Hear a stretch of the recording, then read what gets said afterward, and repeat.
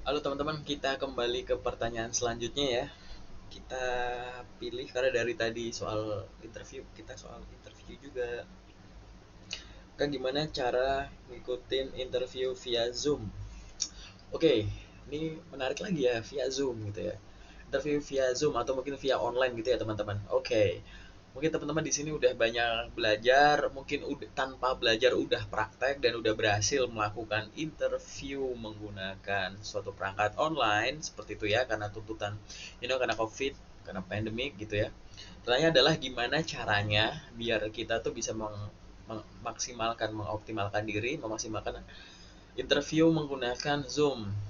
Merek ya itu ya atau online gitu ya. Oke, ada beberapa poin, 3 atau 4 lah. Ayo kita sebut satu-satu ya teman-teman ya. Yang pertama, kuasai perangkat. Menguasai perangkat itu artinya adalah teman-teman itu menguasai yang namanya laptopnya, HP-nya, kameranya, misalnya kalau misalkan pakai webcam, terus jaringan internetnya gitu. Jangan namanya menguasai itu adalah teman-teman ada barangnya dan sudah dipastikan gitu berfungsi dengan baik.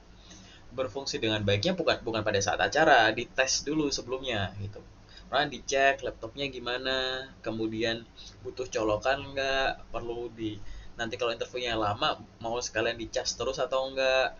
Terus misalkan teman-teman pakai kuota ya di HP, cukup nggak kuotanya kayak gitu. Terus kira-kira aplikasinya nih misalkan pakai Zoom, teman-teman nanti sekarang baru jam 10, nanti Zoomnya jam 11, dicek dulu, coba dibuka gitu, dibuka terus.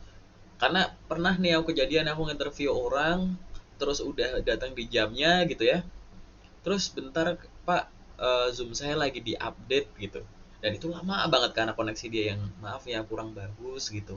Sehingga itu jangan sampai kejadian ya teman-teman gitu. Dan itu jangan cuma sampai situ, didalemin lagi, misalnya pakai Zoom ya masuk lagi gitu, dicek eh, backgroundnya gimana, jangan-jangan backgroundnya masih pakai itu background kemarin teman-teman ikut seminar apa terus ganti background gitu ya, terus interview ini ada background apa nih gitu misalkan. Atau mungkin namanya masih pakai nama alay karena habis Zoom sama pasangan gitu ya, nggak nama profesional gitu.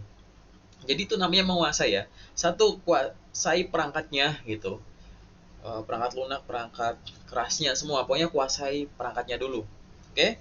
Setelah menguasai perangkatnya, selanjutnya itu adalah kuasai CV-nya. Oke? Zoom itu pasti kan merupakan suatu rangkaian interview ya teman-teman ya. Pasti kayak begini nih. Nah, yang selanjutnya itu pasti kan kalau namanya komunikasi itu kan salah satu unsurnya itu adalah ada topik, ada yang mau dibahas ya. Nah, paling simple yang aku bilang kuasai materinya adalah teman-teman pahami dulu. Jangan lupa apa yang udah ditulis di CV. Jangan cuma sebatas itu. Jangan cuma sebatas apa yang ada di CV. Tapi apa sih kemampuan yang ada di teman-teman yang nanti tuh dalam tanda kutip akan dijual gitu ya. Yang biasanya teman-teman bisa ketemu langsung, sekarang ngejualnya cuma lewat sekotak layar ini nih gitu.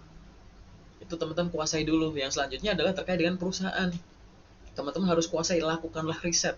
Riset terkait dengan posisi yang dilamar maupun riset secara besar, yaitu terkait dengan perusahaan, visi misinya, terus mau dibawa kemana, ada hal-hal baru apa, inovasi apa yang sedang dan akan dilakukan gitu, update-update terbaru apa soal perusahaan ini, sehingga teman-teman terbaca bahwa ini anak tuh niat loh untuk interview di sini, atau misalkan ini anak tuh niat loh untuk bekerja di sini, ini anak bener-bener tuh nggak asal loker lewat klik gitu. Oke, jadi pertama adalah tadi ya kuasai perangkatnya, yang kedua itu adalah kuasai materinya gitu ya. Yang ketiga adalah kuasai teknik komunikasinya. Teknik komunikasi ini macam-macam, teman-teman boleh pelajarin terkait dengan komunikasi verbal dan non verbal gitu. Mungkin teman-teman bisa browsing, aku kasih kata kunci aja ya gitu. Kalau aku jelasin di sini jadi lama. Jadi teman-teman komunikasi verbal itu, jadi browsing aja komunikasi verbal, jenis komunikasi verbal. Oke. Setelah itu teman-teman browsing, teman-teman baca, pelajari. Nanti ada komunikasi non verbal. Oke. 2 kata kunci itu, tambah kata kunci lagi. Misalkan apa? Cari namanya body language ya. Body language itu pasti dicari. Tapi coba teman-teman browsing, kata kuncinya digital body language gitu. digital body language. Kalau mau lebih dalam lagi nih, teman-teman punya waktu nih gitu, browsing aja micro expression and body language. Ini sebenarnya kelebihan sih, karena itu mempelajari terkait gitu. Jadi kayak perubahan otot-otot pada saat ada perubahan feeling itu sebenarnya nggak perlu sih gitu. Itu tuh berlebihan sih. Nah, jadi deh. Itu cuman itu boleh dipelajarin kalau teman-teman punya waktu kosong banyak gitu. Jadi pelajari gitu teknik komunikasinya gitu. Kapan teman-teman tepuk tangannya seperti ini, kapan teman-teman apresiasinya begini, kapan teman-teman apresiasinya lewat itu tuh, lewat emot icon gitu ya.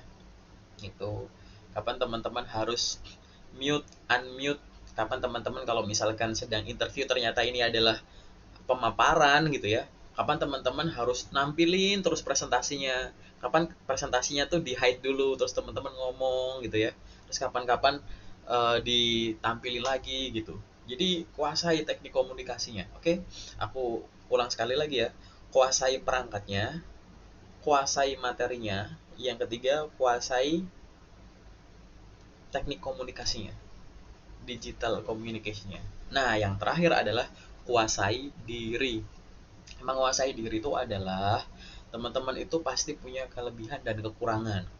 Kadang-kadang kalau kita enjoy gitu ya, rasanya tuh pengen menceritakan semuanya. Ditanya A, jawabnya A sampai Z. Atau sebaliknya, teman-teman merasa bingung ditanya mau gimana, jadi merasa insecure. Sehingga rasanya tuh pengen ngejawab dengan buru-buru, jawab seadanya, jawab sekenanya, bukan merupakan representasi dari diri, kadang cuma letupan-letupan karena teman-teman grogi atau ngerasa down. Nah, kita paham bahwa masing-masing dari teman-teman itu gitu ya, kita semua tuh bahkan yang interview tuh kadang gini, kalau teman-teman grogi, kita jadi bingung gitu, kita kayak gitu. Jadi, wah ini anak kenapa panik? Apa pertanyaanku ada yang salah gitu ibaratnya. Tapi yang jadi poin adalah teman-teman harus bisa menguasai diri, mengontrol diri. Bahwa ini walaupun teman-teman nggak ketemu langsung, ini merupakan suatu proses yang sifatnya itu adalah profesional dan formal. Sehingga dengan menguasai diri, teman-teman akan bisa lebih jernih pada saat berkomunikasi, pada saat menyampaikan ini itu, tahu kronologisnya, historisnya, mana duluan, mana yang selanjutnya, mana yang jadi terakhir gitu. Dan menyampaikannya tuh akhirnya jadi enjoy. Jadi interview itu malah jadi kayak ngobrol, tapi tetap kelihatan profesional, dan disitulah value dari teman-teman itu akan muncul auranya gitu. Oke, kuncinya ada 4 tadi ya teman-teman. Pertama adalah kuasai perangkatnya, yang kedua kuasai materinya, yang ketiga kuasai teknik komunikasinya, dan yang terakhir adalah kuasai diri. Oke. Oke, dan nanti semua ini tolong dilatih dan dipersiapkan. Karena semua ini tidak ada yang bisa dipelajari secara maksimal hanya dengan membaca, hanya dengan menonton, bahkan menonton video ini. Paling itu aja dari aku sementara. Terima kasih, semoga sukses menghadapi tes interview melalui media online.